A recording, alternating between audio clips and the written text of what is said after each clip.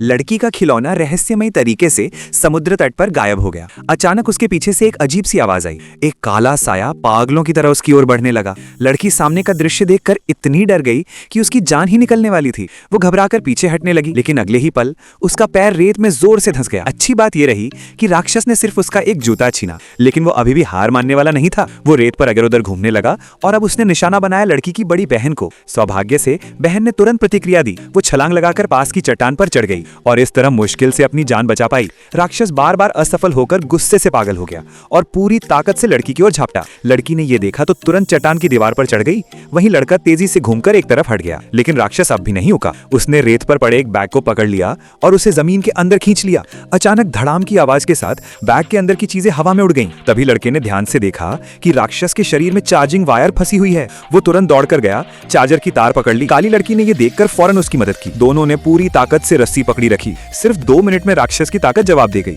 उसका आधा पैर बाहर निकल आया। दोनों ने जोर लगाकर खींचा और आखिरकार उसे रेत से बाहर निकाल लिया। उन्होंने जल्दी से उसे दबोच लिया ताकि वो फिर भाग न सके। लेकिन जब उन्होंने ध्यान से देखा तो पाया कि वो दरअसल सोने का बना हुआ बंदर है। और हैरानी की बात ये कि वो इंसानों की तरह बात भी कर सकता था, यहाँ तक कि उसका पेट गुब्बारे की तरह फूलकर कई गुना बड़ा हो जाता था। सबने उसकी शरारती शक्ल देखी तो समझ गए कि वो बस मजाक कर रहा था। वो किसी को नुकसान नहीं पहुंचाना चाहता था, बस सबके साथ खेलना चाहता था। अंत में सबने मुस्कुराते हुए उस बंदर को सुरक्षित रूप से जंगल में वापस छोड़ दिया। वो बंदर सच में बहुत